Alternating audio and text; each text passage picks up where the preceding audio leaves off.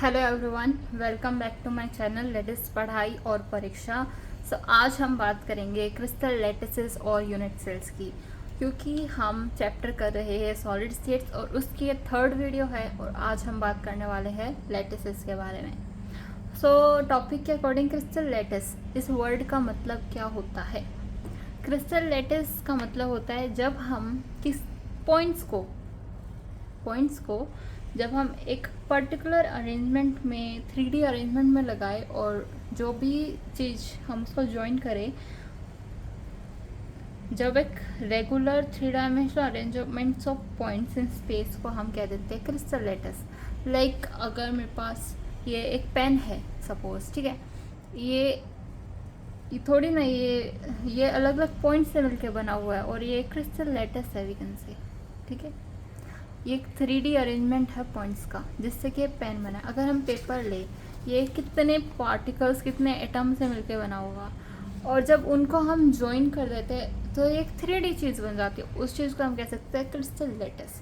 और जो एक एक पॉइंट जिससे ये बन के बना है, ये 3D अरेंजमेंट, उसको कहते हैं हम लैटिस पॉइंट कहते हैं। उसको क्या कहते हैं हम? लैटिस पॉइंट या फिर लैटिस साइट, ठीक है। समझ आया इतना? और हर एक पॉइंट एक क्रिस्टल लैटिस में, जिसको हम कहते हैं लैटिस पॉइंट, एक कॉन्स्टिट्यूएंट पार्टिकल्स को रिप्रेजेंट करता है। वो कोई एटम को रिप्रेजेंट कर सकता है, कोई मॉलिक्यूल को रिप्रेजेंट कर सकता है, कोई भी आयन को रिप्रेजेंट कर सकता है। डोंट केयर, यानी कोई भी एक चीज़ को, पर्टिकुलर एटम को, पर्टिकुलर किसी कॉन्स्टेंट पार्टिकल को एक रिप्रेजेंट करता है। नंबर थर्ड पॉइंट जो है इसमें, अगर हम उन लैटिस पॉइंट्स को ज्वाइन करें, वो एक पर्टिकुलर शेप लेंगे जिसको हम कह सकते हैं, एक ज्योमेट्री लाएंगे वो एक क्रिस्टल लैटिस की, और वो एक कोई सब्सटेंस बनाएंगे। लाइक अगर मेरे पास कोई भी बुक है, ठीक है, लाइक अभी मेरे पास एक नोटबुक है सपोज, ये अभी मैं इस नोटबुक का, जब हमने अलग अलग क्रिस्टल लैटिस इसको जोड़ा तब ये नोटबुक बनी, वो एक 3D अरेंजमेंट, एक ज्योमेट्री बनी है। ये सब चीज़ जो हमारी सॉलिड स्टेट्स में आती है, सॉलिड स्टेट में जब हम डिफरेंट एटम्स को एक साथ कंबाइन करते हैं तो एक सब्सटेंस बनता है। लाइक एक टेबल है, टेबल कैसे बनती है? जब हम अलग अलग पॉइंट्स, अलग अलग एटम्स को जोड़े हैं, एटम्स ऑफ बहुत स्मॉल क्वांटिटी हो गए, अगर हम वुड को जोड़े, सब एक टेबल बनता है। और वुड के अंदर भी बहुत सारे पार्टिकल्स होते हैं। वही चीज़ है सब चीज़। नेक्स्ट इज, जो सब में छोटी यूनिट होती है क्रिस्टल लैटिस की, उसको हम कहते हैं यूनिट सेल। जो सब में स्मॉलेस्ट पोर्शन होता है क्रिस्टल लैटिस का, उसको हम कहते हैं यूनिट सेल। ओके,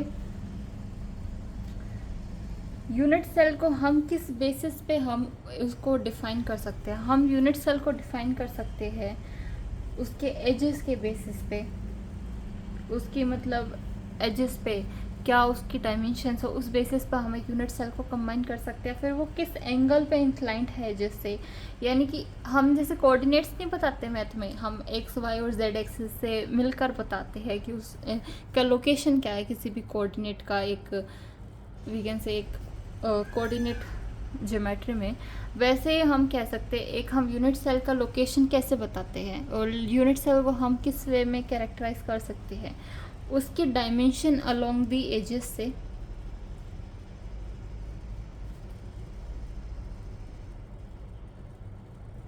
एंड उसका एंगल जिससे वो इंक्लाइंड है, angle between the edges, you can say, ठीक है। दो चीज़ से हम उसको डिफाइन कर सकते हैं। यूनिट सेल्स जो होते हैं वो दो कैटेगरीज में डिवाइडेड होते हैं बेसिकली। नंबर 1 जो होता है वो प्रिमिटिव यूनिट सेल होता है और नंबर 2 जो होता है वो होता है सेंटर्ड यूनिट सेल। ये हमें चीज़ याद रखनी है। नंबर 1 की क्रिस्टल लैटिस क्या होती है, इसमें मेन पॉइंट्स क्या होते हैं? क्रिस्टल लैटिस होता है जब हम एक regular 3 dimensional arrangement of points in space को हमें क्रिस्टल लैटिस कह देते हैं, और उसके यूनिट सेल जो होता है वो क्रिस्टल लैटिस का सब में छोटा पॉइंट ले सकते हैं हम। और यूनिट सेल जो होता है वो दो प्रकार के होते हैं, वो दो कैटेगरीज में क्लासीफाई होते हैं, we can say that. Number 1 होता है प्रिमिटिव में क्लासीफाई होते हैं और नंबर 2 होता है सेंटर्ड में। नाउ प्रिमिटिव क्या होता है? प्रिमिटिव होता है जो चीज़ कॉर्नर पे प्रेजेंट होती है। The constituent particles are present only on the corner positions of a unit cell. It is called primitive unit cell. यानी कि जो यूनिट सेल्स, जो पार्टिकल्स कॉर्नर्स पे ही प्रेजेंट हो किसी भी चीज़ के, उनको कहते हैं हम primitive unit cells. Okay, presented corners primitive होते हैं, present at corners. Next thing is, हम बात करते हैं सेंटर्ड की। सेंटर्ड नाम क्या बता रहा है कि सेंटर में प्रेजेंट होना चाहिए, सो उसी से रिलेटेड होगा। जब कोई भी चीज़ कॉर्नर्स के अलावा पोजीशन पे हो, एक्सेप्ट कॉर्नर्स, किसी भी पोजीशन पे हो, वो सब आते हैं सेंटर्ड पोजीशन के अंदर, उसको कहते हैं हम centred unit cell. Centred unit cell अपने आप में ही 3 टाइप के होते हैं। Number 1 is body centred unit cell, यानी कि जो चीज़ उस बॉडी के सेंटर में हो वो आ जाता है बॉडी सेंटर्ड यूनिट सेल में। ओके, सेंटर्ड में भी 3 टाइप होते हैं चीज़ के। बॉडी सेंटर्ड यूनिट सेल, नाम से क्या पता चल रहा है? सच unit cell in which one constituent particle is at its body center besides the one present at corners। यानी कि कॉर्नर्स के अलावा जो यूनिट सेल, जो constituent particle centre of body present होगा, उसको कहते हैं हम body centred unit cell. Corner पे प्रेजेंट होंगे उनको कहेंगे प्रिमिटिव। कॉर्नर के अलावा, यानी कि कॉर्नर पे तो है, उसके अलावा जो बॉडी सेंटर पे प्रेजेंट होगा वो आता है बॉडी सेंटर्ड यूनिट सेल में। Next is face centred. Face centred होता है the unit cell which contains one constituent particle at its center of each face besides the ones that are at its corner। Centre of each face पे जो present हो, besides the one which are present at corners. Corners के अलावा जो हर face के centre में हो। Faces कितने होते हैं? 6 फेसेस, 6 कॉन्स्टिट्यूएंट पार्टिकल्स 6 फेसेस पे, फेसेस के सेंटर पे, sorry. End centred unit cell number 3,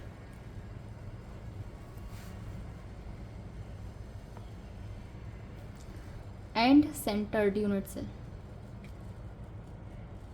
Centered. In such unit cell, one constant particle is present at the center of 2 opposite faces। एक constant particles कहाँ present होगा? Center of 2 opposite faces पे present होगा, उसको कहते हैं हम end centered unit cell।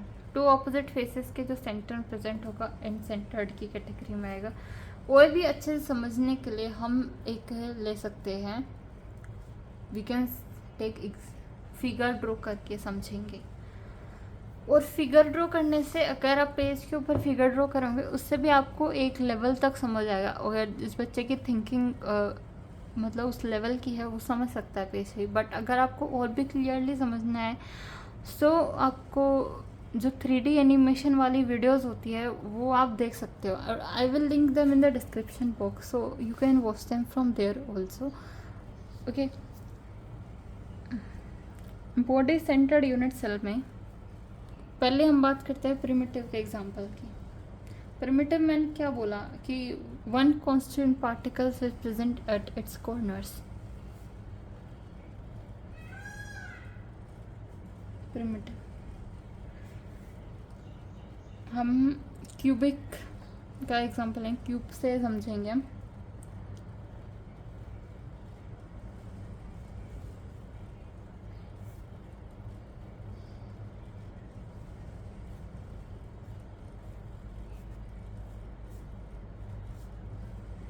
अभी मेरे पास क्यूब है, क्यूब के कॉर्नर्स कितने हैं? 1 2 3 4 5 6 7 8 कॉर्नर्स है।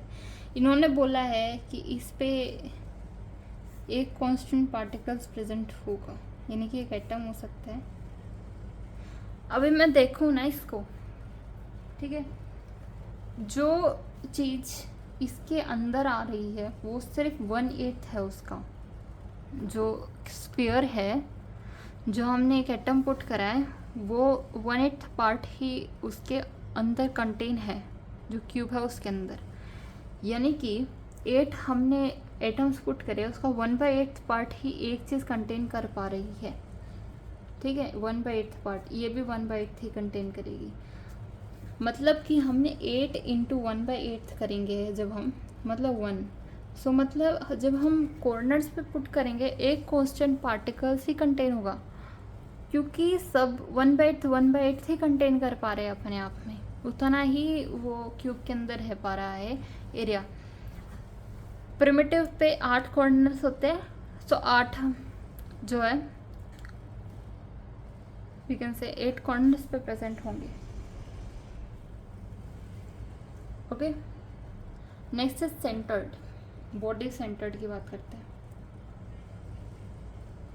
अगर ये वर्टिसेस के अलावा यहाँ पे समझे हम ये बॉडी सेंटर्ड है, इसका यहाँ पे कोई प्रेजेंट हो तो उस वो आ जाता है, ये बॉडी सेंटर्ड कहलाएगा, इस टाइप का स्ट्रक्चर। वर्टिसेस के साथ साथ एक बॉडी सेंटर पे प्रेजेंट हो, so that's referred as body centred. अब इसका नाम हो जाएगा बॉडी सेंटर्ड। पहले था इसका प्रिमिटिव जब सिर्फ कॉर्नर पे था, अब इसका नाम हो गया बॉडी सेंटर्ड, ठीक है। बॉडी सेंटर्ड में पूरा एटम आएगा, इसका कॉन्फ़िगरेशन ये 1 ही ऑब्टेन करेगा, 1 इसका हो गया और 1/8 ऑफ 8th पार्ट 1 इसका हो गया, यानी कि बॉडी सेंटर्ड में 2 एटम्स प्रेजेंट होंगे, याद रखना है, 2 एटम्स प्रेजेंट होंगे बॉडी सेंटर्ड में। प्रिमिटिव में सिर्फ 1 होता है। अगला देखेंगे हम फेस सेंटर्ड। फेस सेंटर्ड में बोला है कॉर्नर्स के अलावा फेसेस के सेंटर में होना चाहिए। फेसेस कितने हैं? 6 फेसेस के सेंटर में होना चाहिए कॉर्नर्स के अलावा। अगेन स्ट्रक्चर करेंगे, मतलब इसमें बॉडी सेंटर नहीं आना चाहिए, समझने का है ही बात। कॉर्नर्स पे है, एक पार्ट हो गया, एक कांस्टेंट पार्टिकल मिल गया। अब बोला है फेसेस के सेंटर पे होना चाहिए 1 2 3 4, आगे वाला फेस 5, पीछे वाला फेस 6, ठीक है, हो गए 6 हो गए।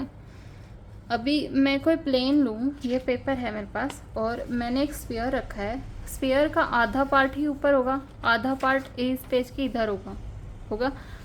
सो डेट्स द थिंग, इसमें सिर्फ कितना पार्ट ले पा रहा है वो 1/2 हाफ पार्ट ले पा रहा है एक कांस्टेंट पार्टिकल का।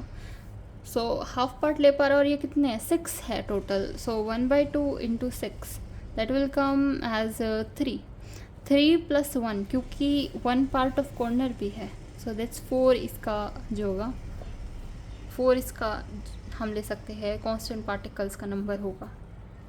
ये हमें याद करना है कि प्रिमिटिव में 1 होगा, बॉडी सेंटर्ड में 2 होगा, फेस सेंटर्ड में 4 होगा, क्योंकि ये आगे क्वेश्चंस में काम आएगा। इनका एक स्पेसिफिक टर्म होता है, इनको जेड बोलते हैं, ठीक है, वो आगे न्यूमेरिकल्स में काम आएगा। नेक्स्ट इज एंड सेंटर्ड, ठीक है।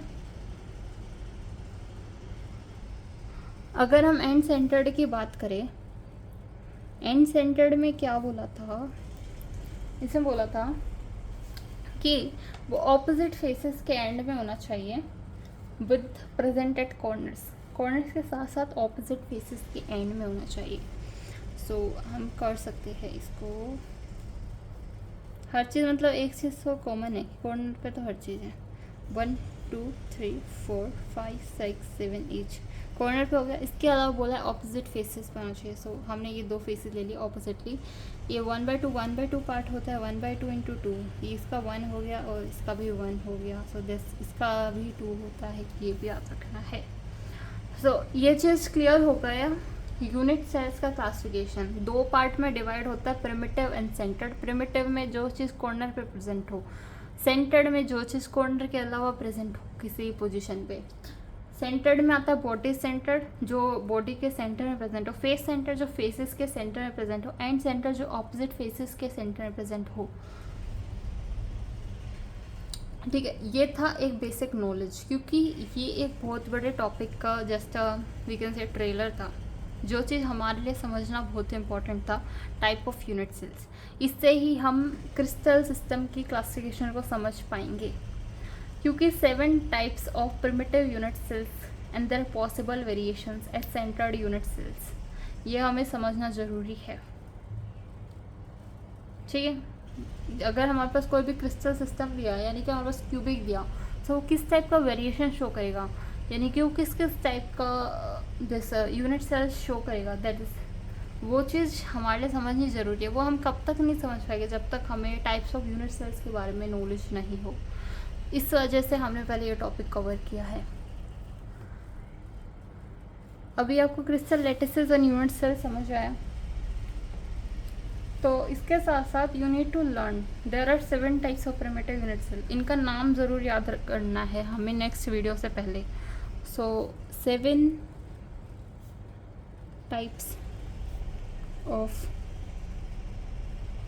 Primitive unit cell. Number 1 cubic, number 2 tetragonal, number 3 orthorhombic, number 4 hexagonal, number 5 rhombohedral,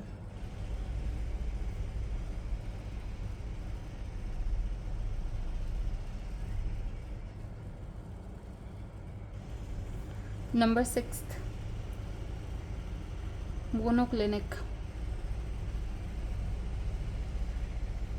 number 7 triclinic. So these are the 7 types of primitive unit cell. इनका नाम ज़रूर याद करना हमें नेक्स्ट वीडियो से पहले, क्योंकि वो नेक्स्ट वीडियो में हम इनका क्लासिफिकेशन के बारे में ही बात करेंगे। So thank you so much for watching, that is it for this video. Hope you have understood it very nicely. और इससे पहले के वीडियो देखना मत भूलिए, क्योंकि उसके ये समझने के लिए वो बहुत ज़रूरी है videos. Thank you so much for watching, bye.